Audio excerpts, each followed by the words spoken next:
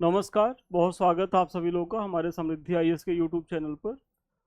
और आज का जो प्रश्न है वो basically UPPCS, UPSC, GIC, GDC सभी बच्चों के लिए बहुत ही महत्वपूर्ण है। और टॉपिक ये है कि हम इसमें महमूद गजनवी के जो आक्रमण हुए हैं, जो तुर्की आक्रमण जिन्हें कहा जाता है, जिसमें गजनवी और गोरी के आक्रमण होते हैं, वहीं से ये प्रश्न है। और प्रश्न ये है कि क्या यह कहना सही है कि महमूद गजनवी के आक्रमणों के फलस्वरूप भारत में इस्लाम का सही पक्ष प्रस्तुत नहीं हो सका है। मतलब आपसे ये परीक्षक पूछ रहा है इस प्रश्न के माध्यम से कि जो महमूद गजनवी ने आक्रमण किया, तो उस आक्रमण के बाद जो इस्लाम का सही भाव है, मतलब इस्लाम में एक धर्म है और कोई भी धर्म जो है बुरा तो होता नहीं है, सब धर्म अच्छे हैं।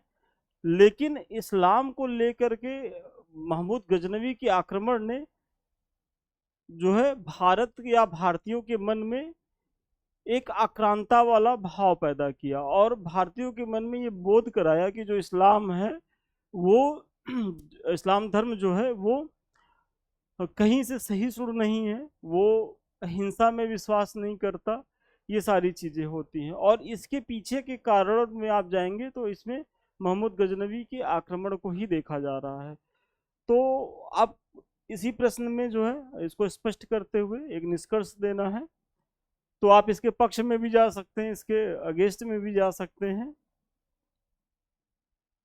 ये सारे बैचेज चल रहे हैं, तो अभी तक आप लोगों ने ज्वाइन नहीं किया तो ज्वाइन करें।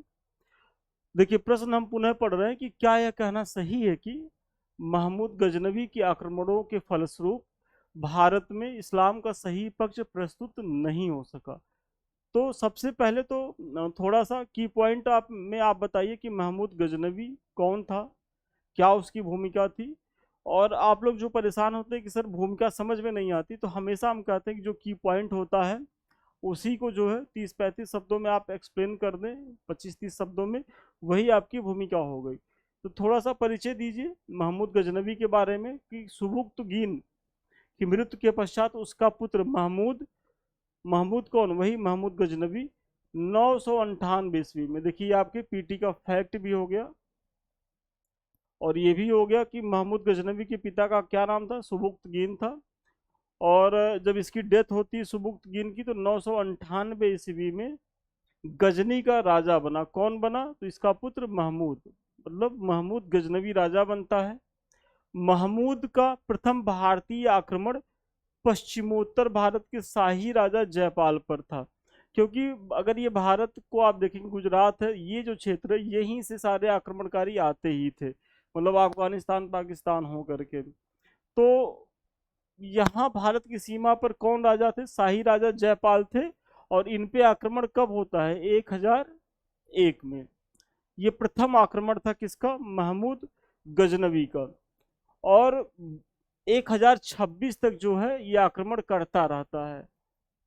और इस दौरान इसने कितने आक्रमण किए थे, तो 17 आक्रमण किए थे। और ये सारी चीजें आपने पीटी में पढ़ा है और पीटी के ही फैक्ट से जो है आपने क्या किया, अपने मेंस की भूमिका को लिख दिया। और मेंस की भूमिका ऐसे लिखनी भी चाहिए जिसमें थोड़ा सा तथ्य भी हो, ताकि एग्जामिनर को ये ना लगे कि बच्चा केवल कहानी लिख रहा है।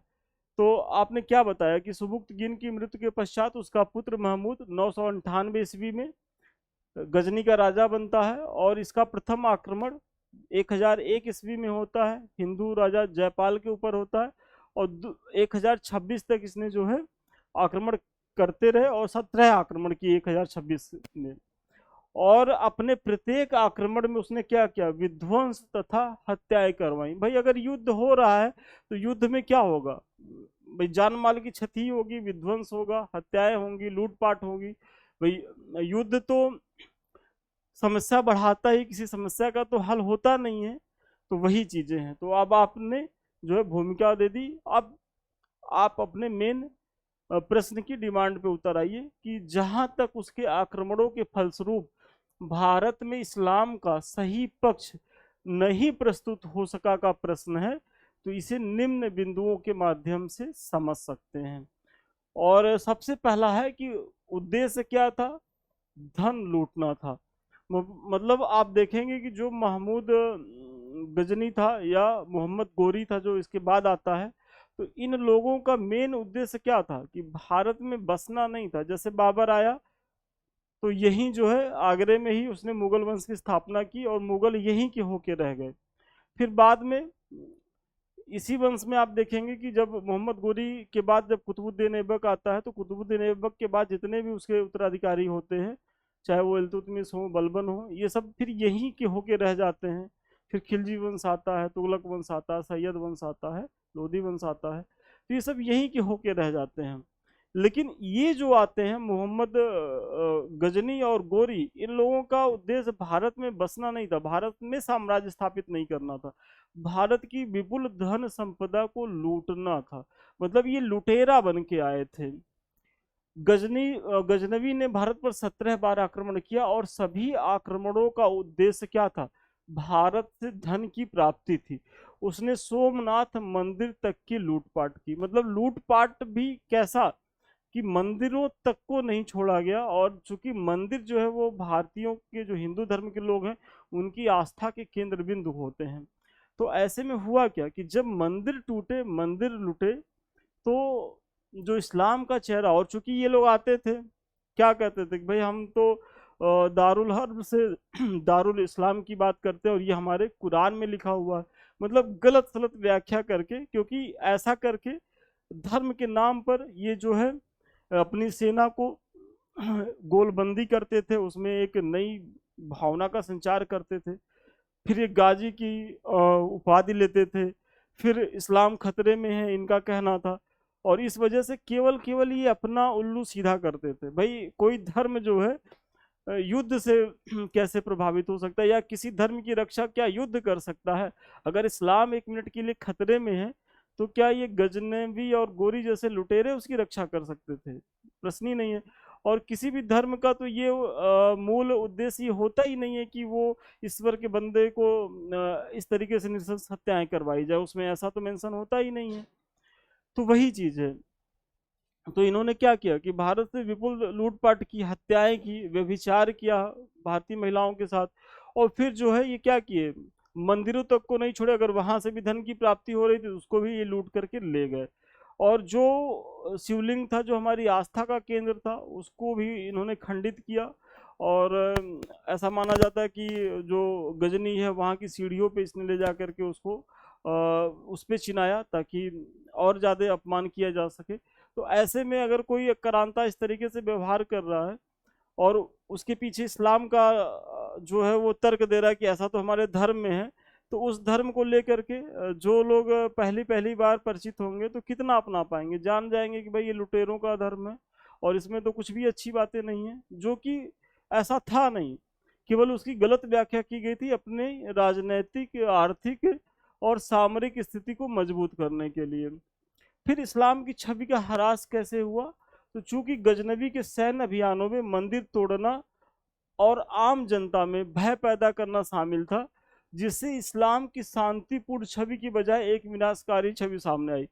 चूंकि अब ये लूटपाट, हत्याएं करते थे, मंदिर तोड़ते थे, तो ऐसे में जो भारतीय थे उनके मन में आया कि यार ये इस्लाम में केवल यही शिक्षा दी गई है, और ये कहते भी थे कि हम इस्लाम के वाहक हैं, हम इस्लाम के ध्वजवाहक हैं। ये जब आते थे आक्रमण करने तो अपने सेना में कहते थे कि हम जो है अल्लाह का काम करने जा रहे हैं और उस तरीके का हम प्रयास करने जा रहे हैं। मतलब दारुल हर्ब को हम दारुल इस्लाम बनाने जा रहे हैं, मतलब बहुत नेक काम करने जा रहे हैं। और सोचिए कौन सा ईश्वर ये कहेगा कि आप जाके उन्हीं के बंदे को मार करके जो है उनकी जमीन को रक्त रंजित करिए, उनकी धन संपदा को छीन लीजिए, उनके मंदिर को नष्ट कर दीजिए। तो ये कारण रहे हैं। फिर तीसरा आप देखेंगे कि सूफी संत बनाम आक्रांता।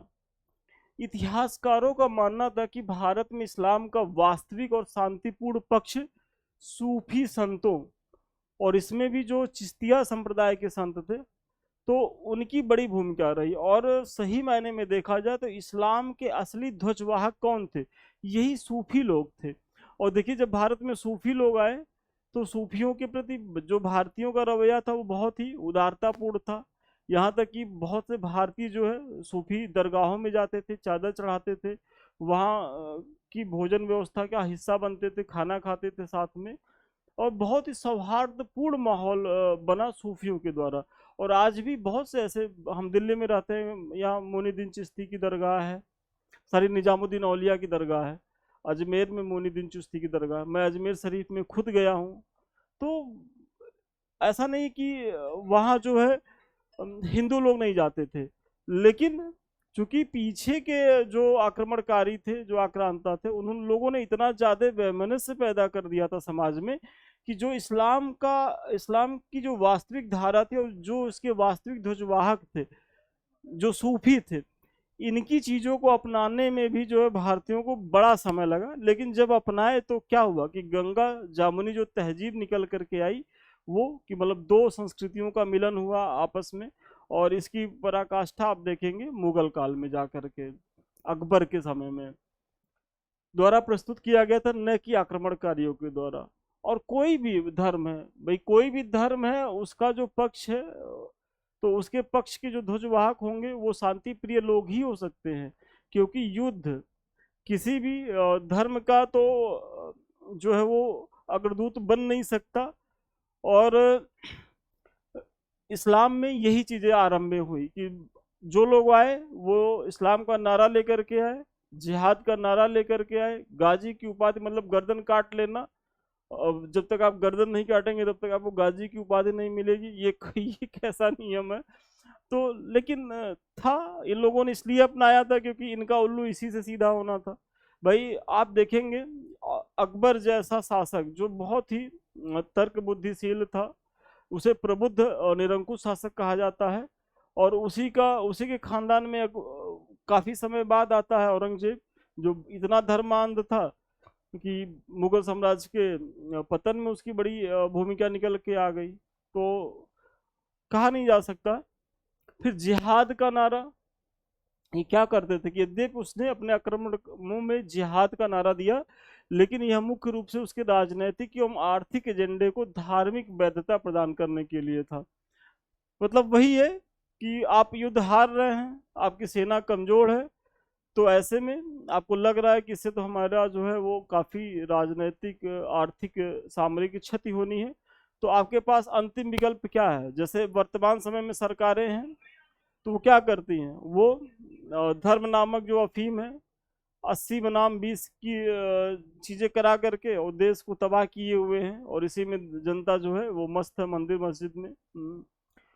मतलब उनको विकास से सरोकार नहीं है, वो डेवलपमेंट नहीं करेंगे, उनको बस ये है कि किसी तरीके से चीज़ों को भड़काई जाए और मेन मुद्दे से जनता को हटाया जाए। तो वही यहाँ भी था कि बस गाजी का नारा, जिहाद का नारा करके जो सैनिक थी जिसमें निराशा था, उनमें एक नई ऊर्जा का संचार करना। और धर्म एक ऐसी चीज है कि आप जो है इसमें बहुत तेजी से ध्रुवीकरण कर सकते हैं। और धर्म एक तरीके से अफीम की तरह होता है कि इसके प्रभाव में क्या है कि आप मरने और मारने के लिए भी तैयार रहते हैं। और इस्लाम में इसका खूब जो है नकारात्मक उपयोग किया गया, सकारात्मक नहीं किया गया है। क्योंकि जब आप आगे चल करके बाबर को भी देखेंगे कि उसने भी खानवा के युद्ध में क्या हुआ था, जिहाद का नारा ही लगाया था जब राणा सांगा से उसकी स्थिति डैमेज हो रही थी। या पानीपत के युद्ध में भी वो यही कहता है। तो ये चीजें हैं। तो वही है, जिहाद का नारा तो ये लगा रहे थे। और जिहाद का नारा ये क्या लग रहा था कि ऐसा हमारे इस्लाम में लिखा हुआ है, कुरान में हमारे लिखा हुआ है कि हमको जो है ज्यादा से ज्यादा इस्लाम का प्रचार करना। देखिए हर धर्म अपने चीजों को प्रचार करता है, लेकिन प्रचार करने का माध्यम अहिंसक होना चाहिए, शांतिपूर्ण होना चाहिए, दूसरे के धर्मों को गिरा के नहीं होना चाहिए कि मतलब कि दूसरे के धर्म की बुराई करिए और अपने धर्म को अच्छा करिए। ऐसा नहीं है, सभी धर्मों में कुछ कमियां होती हैं और सभी धर्मों में अच्छाइयाँ होती हैं। तो उसमें एक सामंजस्यपूर्ण रवैया अपनाने की जरूरत होती है। लेकिन यहाँ क्या है, इस्लाम का प्रचार तलवार के बल पे ही होगा। और जहाँ तक इन लोगों को ताकत मिला, इन लोगों ने किया भी। और इस्लाम इसीलिए देश दुनिया में जहाँ भी गया उसे आक्रांता की दृष्टि से ही देखा गया, क्योंकि उसका स्वभाव कैसा रहा, उसका स्वभाव आक्रामक रहा और आक्रांताओं के हाथ में रहा। सूफी तो बहुत बाद में पहुंचे, भारत में भी जब सूफी आए तो इनको भी अपनाने में भारतीयों को बहुत समय लग गया था। जबकि हमारा हिंदू धर्म है, देखिए हम तुलना नहीं करें, इस्लाम भी बहुत अच्छा, लेकिन चूंकि उसके ध्वजवाहक आक्रांता थे इसलिए उसकी क्षति हुई देश दुनिया में। हिंदू धर्म के ध्वजवाहक कौन थे? जो हमारे अप्रवासी भारतीय हैं, आज भी विदेशों में रह रहे हैं हिंदू धर्म, और आप देखिए कितनी सहिष्णुता से रहते हैं, भाईचारे से मिलजुल के रहते हैं। और यही कारण है कि जो हिंदू धर्म के तीज त्यौहार हैं वो देश दुनिया की सरकारें मना रही हैं। अमेरिका में दिवाली का पर्व मनाया जा रहा है, वहाँ छुट्टी घोषित की जा रही है। हमारी सॉफ्ट पावर के तहत जो हमारी धार्मिक सहिष्णुता की नीति है, सर्वे भवन्तु सुखने की जो कामना है, वो सब चूंकि अतीत से ही, भाई सम्राट अशोक हमारा जो है कितना शक्तिशाली शासक था, लेकिन वो जब बहुत शक्ति की पराकाष्ठा पे तो था, तो चाहता तो मध्य एशिया तक विस्तार करता चीज़ों को, नीचे श्रीलंका और मालदीव और जो भी दक्षिण पूर्व एशिया के देश है वहां तक वो विस्तार कर सकता था। लेकिन एक वैज्ञानिक सीमा पा जाने के बाद वो क्या करता है कि धम्म घोष की बात करता है, भेरी घोष के त्याग की बात करता है, और फिर धर्म महामात्रों की नियुक्ति करता है। अपने पुत्र पुत्री मतलब महेंद्र और संघमित्रा को श्रीलंका भेजता भी है बौद्ध धर्म के प्रचार प्रसार के लिए। तो आप समझ सकते हैं कि जो भारत की थाती रही है, या जो भारत में अतीत की चीज़ें रही है, भाई आज भी हम गर्व से कहते हैं कि हम जो है गौतम बुद्ध और गांधी की भूमि के हैं, रहने वाले हैं, और इसीलिए भारत का विश्व स्तर पर सम्मान है कि जो भारतीय हैं वो सहिष्णु हैं, सरल हैं, सभी धर्मों का सम्मान करते हैं। लेकिन इस्लाम का ये पक्ष नहीं हो पाया देश दुनिया में। कारण यही था कि यहाँ के जो भी राजा थे, इसको जो मानने वाले फॉलोअर थे, उन लोगों का यही था कि किसी भी कीमत पे, चाहे वो तलवार ही हो, उसके दम पे जो है हमको क्या करना है कि हमको इस्लाम धर्म का प्रचार करना है। मतलब यहाँ साधन तो इनका पवित्र था, इस्लाम धर्म का प्रचार। हालांकि इन आक्रांताओं का तो साधन भी इस्लाम धर्म का प्रचार नहीं था, इनका तो लूट करना था और अपनी संपदा, अपने वैभव को बढ़ाना था, अपने साम्राज्य की सीमा का विस्तार करना था। तो लेकिन अगर किसी चीज को लेकर के साधन और साध दोनों की पवित्रता नष्ट होती है, जो गांधी जी कहते हैं, और हमारे साथ क्या हुआ कि हम लोग साधन और साध दोनों की पवित्रता पे बात करते हैं, और तभी जो है आज हम देश दुनिया में एक महत्वपूर्ण देश बने हुए हैं और हमारी महत्वपूर्ण भागीदारी है। तो ये सारे कारण क्या थे? ये सारे कारण जो थे वो इस्लाम का एक विद्रूप चेहरा दिखाने का प्रयास किए भारत में, और भारत के साथ साथ ये जहां भी गए वहां के लोगों के मन में एक भय का माहौल पैदा किए। इस प्रकार उपयुक्त विवरणों से स्पष्ट है कि महमूद गजनवी के आक्रमणों ने भारत में इस्लाम के प्रति पूर्वाग्रह और अविश्वास पैदा किया, न कि उसके उदारवादी पहलू को दर्शाया। भाई कैसे उदारवादी पहलू को ये दर्शा सकते? इनका तो एजेंडा ही नहीं था। उदारवादी पहलू के ध्वजवाहक जो है बेसिकली सूफी थे, और सूफियों में भी आप देखेंगे तो जो चिश्तिया थे वो सबसे लिबरल थे, और उनकी ही शिक्षाओं को लेकर के जो है वो थोड़ा बहुत जो सामंजस्य बना सल्तनत काल में, और बाद में तो अकबर के शासन काल में तो काफ़ी जो है दोनों धर्मों के लोग करीब आए। और बाद में तो आप देखेंगे कि आज़ादी की लड़ाई में जितना हिंदुओं ने खून बहाया उतना ही मुसलमानों ने बहाया। वो अलग बात है कि सांप्रदायिकता की राजनीति अंग्रेजों के द्वारा की गई, और उसमें जिन्ना जैसे महत्वपूर्ण नेता उनके मोहरे बने और हमारा डिवीजन हुआ। वो एक अलग एंगल है, उस पर भी जब हम डिस्कस करेंगे तो करेंगे। लेकिन जो आज का प्रश्न था वो यही था कि किस तरीके से जो है, चूंकि इनका उद्देश्य भारत में बसना नहीं था, इस्लाम का जो वास्तविक चेहरा है उसको दिखाना नहीं था, तो ऐसे में जब इनका उद्देश्य लूटपाट था, अपने साम्राज्य का विस्तार था, अपने वैभव को बढ़ाने की योजना थी, तो इसीलिए जो है इस्लाम का इन्होंने गलत व्याख्या ही की थी अपने हितों के लिए। तो चलिए आज के प्रश्न का उत्तर यहीं तक था, और अच्छा प्रश्न था। इन सबों के बारे में तो आपको जानकारी मिल ही गई होगी, अभी तक आपने ज्वाइन नहीं किया तो ज्वाइन कर ले। और सबसे लास्ट में ये सारे हमारे लिंक्स हैं, तो अभी तक आप लोग इसको भी नहीं ज्वाइन किए तो ज्वाइन करें, क्योंकि जो भी हम पढ़ा रहे हैं आप लोग की डिमांड होती है सर इसका PDF कहाँ मिलेगा, तो ये यहाँ मिल जाएगा हमारे टेलीग्राम पे @समृद्धि IAS ऑफिशियल। और फिर ये हमारे यूट्यूब चैनल है जिससे अभी हम आप रूबरू हैं, तो अभी तक आप लोगों ने सब्सक्राइब नहीं किया तो सब्सक्राइब करें। वीडियो अच्छा लग रहा हो तो लाइक कमेंट शेयर जरूर करें।